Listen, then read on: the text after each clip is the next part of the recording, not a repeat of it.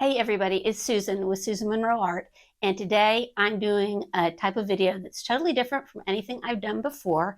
I was given this huge haul of old paint supplies that one of my friends had been given and they didn't want, and in them was this old box of watercolors, guitar brand watercolors. So I did a little research and found out they're from the 1960s, which qualifies them as vintage, and made me realize that I too am from the 1960s, so I must qualify as vintage.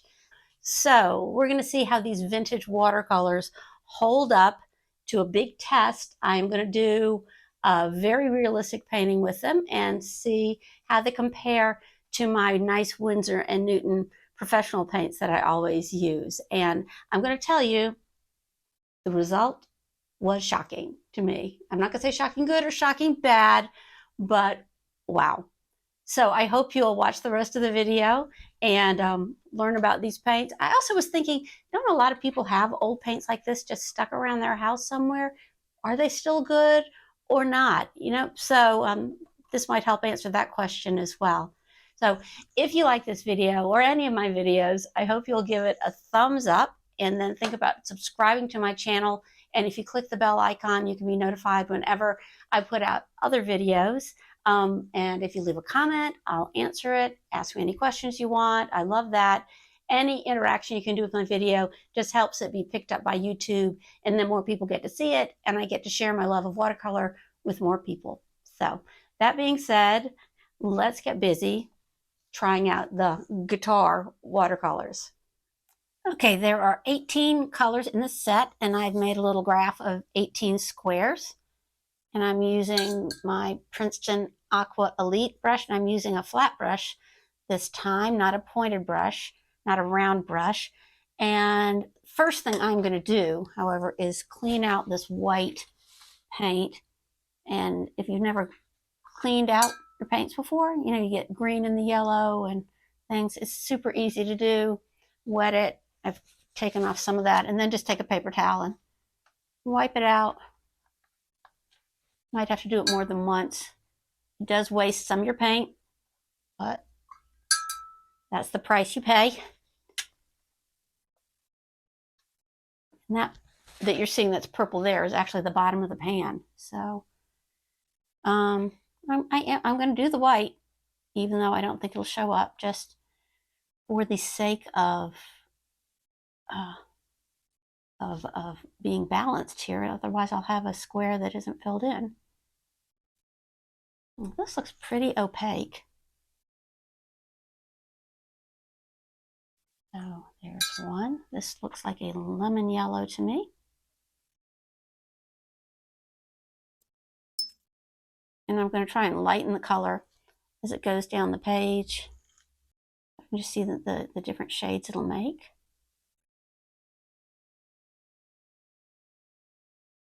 And I'm lightening the color as I go down just by adding more water to my brush, but not adding more paint. So the water is diluting the paint on my brush.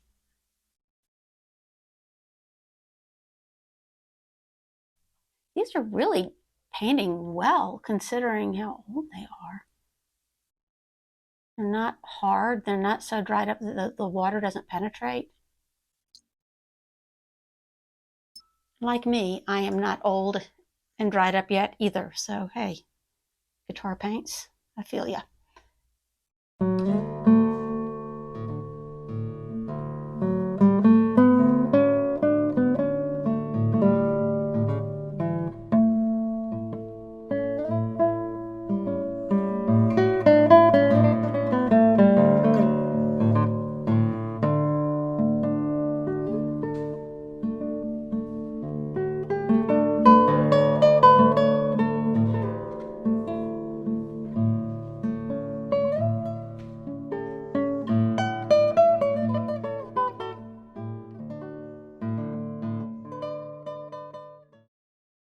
Wow, I am absolutely shocked at how beautiful these colors are. I mean, they are vibrant. The paint is painting like it was just used yesterday. So I'm really psyched about doing a painting with these. So to put these watercolors to the test, I made a still life using these little objects. some chess pieces. Have another chess piece, a thimble, looks like an evil queen from Cinderella, a wooden little pear, wooden apple or something from a game, and a little teeny cone, and a fun spotted ceramic cup. So I just want to encourage you, if you can't think of anything to paint, go through your house and just pick up junk. And you can do something like this. It all fall out of the cup. Take a photograph. Whoops. Like this. I guess it'll go that way. And you can make a really fun and interesting still life. If you just take anything in your house pretty much, once you draw it and paint it, it gives it a little level of importance and it'll be really cool. So just encouraging you, if you can't come up with something to paint, paint anything. So this is going to be my subject, and I've already drawn it out. Sorry about the noise. And the first thing I'm going to do is put masking fluid on the highlights and on these dots. I think this will be a really fun challenge to do with these watercolors. Since these dots are fairly large to cover those with masking fluid, I'm going to use soap and an old brush. I just wet the brush, get a lot of soap on it. Then when I stick it in my masking fluid, the masking fluid won't stick to the brush, and I can rinse it off and use it again. It won't ruin my brush. So here we go. I want to put it on nice and evenly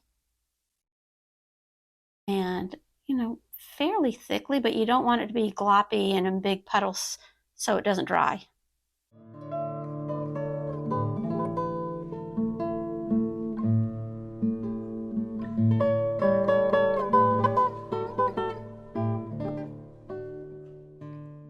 Now for these smaller areas of reflection, I'm going to use an ink pen with my masking fluid. Just dip it in. And I'm going to put anywhere I see little highlights that I think I'll paint over if I'm not paying attention.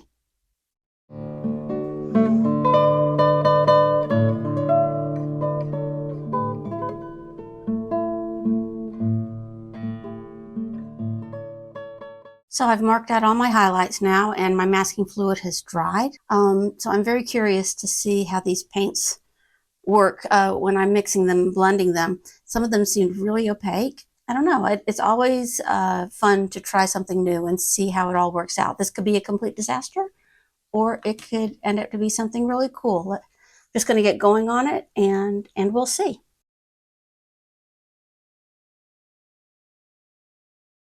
I'm starting out with this orange, and then I think I'm going to layer in that darker red next to it to make the shadows.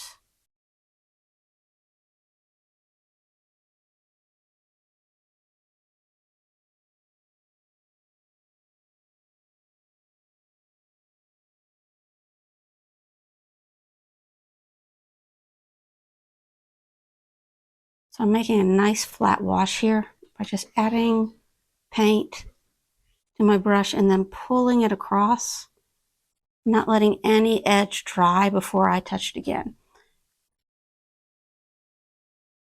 So I'm constantly pulling just a bead of wet paint downward on my paper.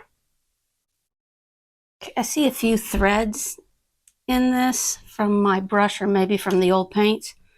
I'm not going to touch those until this dries. If I put my finger on that now, I would mess up the surface of the paint.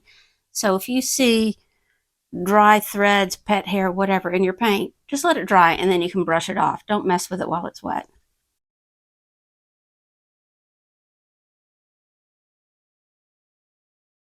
Now I'm going to try and mix a version of my shadow color that I use all the time, which I just did another YouTube video about that, about painting shadows in watercolor, and it talks all about the mixture I always use, which is a red, yellow, blue mixture. that I can then adjust to be more red or more blue or whatever I want, but it makes a nice neutral gray.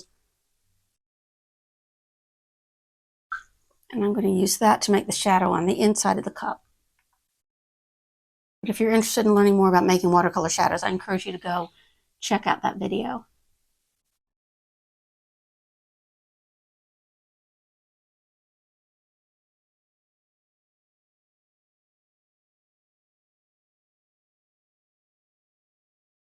So I put my puddle of paint, then I blotted off my brush to dry it just a little bit. Now I'm pulling this wet paint down, and I'm going to rinse my brush and blot it off and use this little bit of cleaner water. I didn't rinse the paint off my brush. I just added a little water to my brush and blotted it. So it weakened the paint. And I'm going to draw that weaker color down. I'm going to do the same thing again. Rinse off a little more paint, blot my brush. You can see each time I do that, I wash off more paint, I add more water, and I lighten that shadow one more time as it comes across until it'll basically just become sort of nothing, just clean water. You want a hint of color in this. But it makes a nice, you see the nice gradation in the shadow there. And so long as it dries evenly, it'll stay that nice gradual gradation. If one part dries faster than another, you'll get a hard line, but that's fixable. That happens frequently. Wow, I'm really liking these paints. Now I'm going to move up here while this area dries. I think I'm going to paint this little red traffic cone. I'm referring to my painting on my iPad because I can really zoom in and see the detail on the pieces when I paint from that, as opposed to a Xerox copy or a printout. So this cone has a very subtle shadow, not a sharp shadow, and I think it would be easiest to show that by just lifting the paint off in that area rather than leaving a white area and then blending into it. So let me show you what I mean.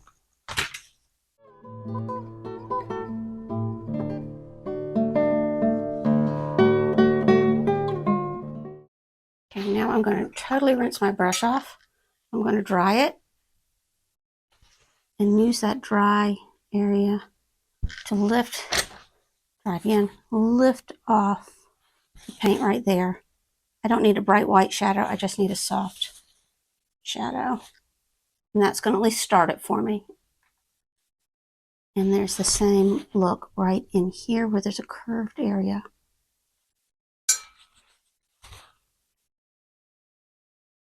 There we go.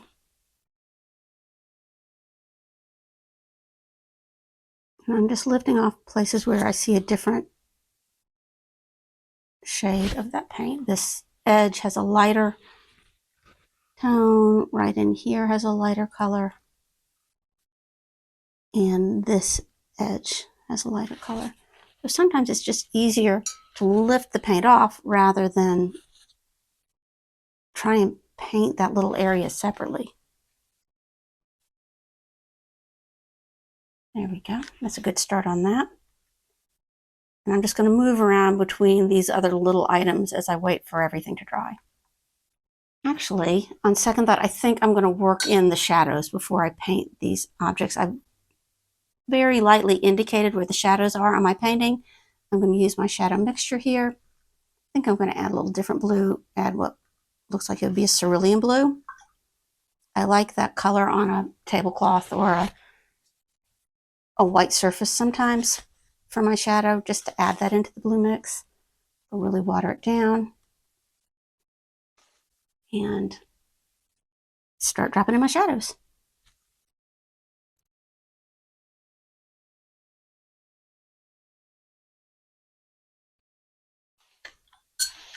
These shadows look like they have a slight yellow tone to the edge of them. I'm not sure why, but I'm going to suggest that. When I just add it along the edge of this blue, I'm not going to have to worry about it turning green so much because I'm not mixing them together. I'm putting them beside each other more. I think I'm going to add a little more of this darker blue and drop that in. The shadow is darker closer to the object and then lightens. Oh, wow. As it goes towards the edge. Well, that might be just a happy accident. I like how that looked.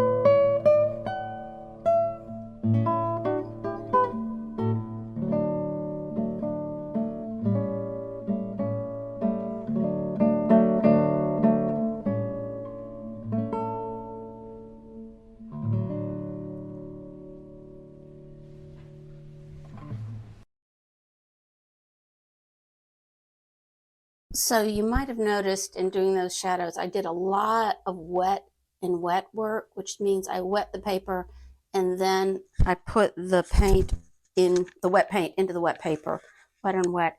And the reason I like to do that in these large area of shadows is because it gives a really soft edge to the shadows, and I think it makes it look a lot more realistic. So like this area was wet and wet, this is wet and wet, and then I could drop in the reflected light. Of course, this shadow had a little bit of orange in it because it's reflecting it off the cup. This is sort of translucent object, so I put a little red in that shadow. These shadows, on the other hand, I tended to put the paint wet on dry, the wet paint on the dry paper, and then just soften the edge with my wet brush. Soften it with a wet brush that I've dipped in clean water and then just gently blot it off. And I also softened these edges that way. So you can see two different ways to do your shadows in this example. Wet on wet for these bigger areas, wet on dry and softening the edges all in here. So far, I am so impressed with these paints. I forget that they're even not my normal paints. They're just working wonderfully. So fingers crossed that they keep on doing this. I'm really happy with them. Next thing I'm going to do is put down a first layer on all of these little doodads over here. And after that, I'll go in and start putting on a second coat to bring out more of the shadows and just give it some depth.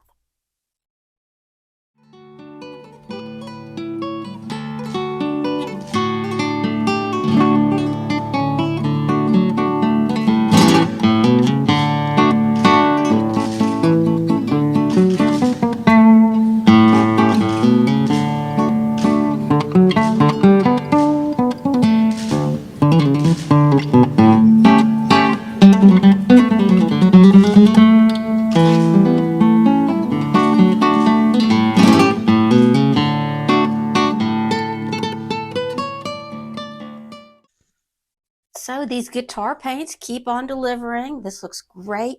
I'm noticing that I'm not having to blend many colors. This color palette, I didn't choose it because these things match, or I didn't pick these things because they match this color palette. It just has worked out that way, and it's making it really, really easy. I love this selection of colors that they have here. I'm going to start putting on my second coat now, so we'll see how good these paints are at blending over blending over your first coat is what I mean. So I'm going to put a second layer on and just see how sturdy they are. And to do the second coat, I'm going to mix up some more of my shadow color, that blue, red, yellow mixture. And as I shade each thing, I'll probably add a little of the local color, the color of the object, to my mix. And I'll just keep working from there, playing around and seeing what happens.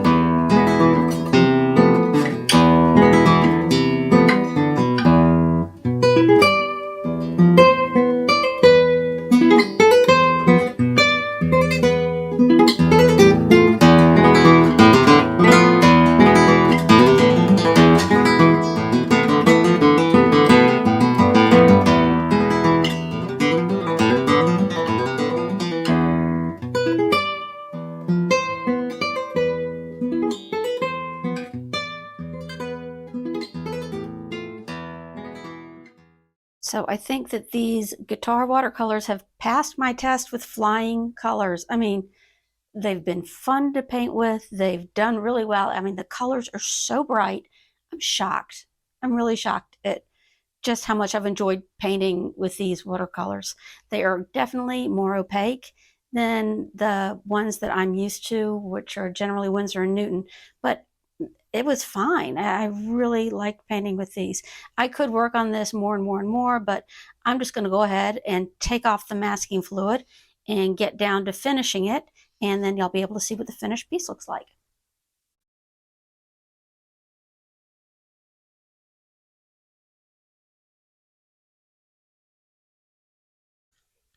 Anytime you take the masking fluid off, you're left with these really hard edge reflections. I like to go in with a stiff oil painting brush or a scrubber brush and just gently soften those edges and ease them into the painting.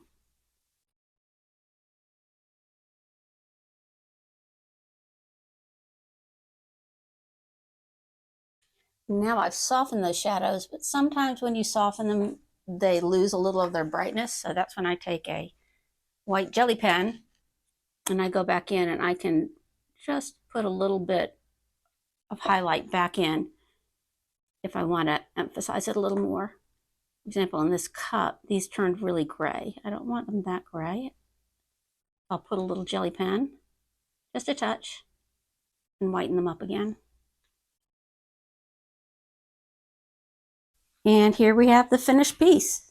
I have to say, good job, little guitar paints.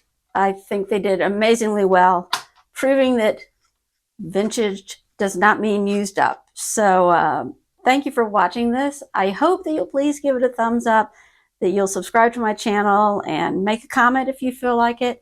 Thanks so much for watching and happy painting. Bye.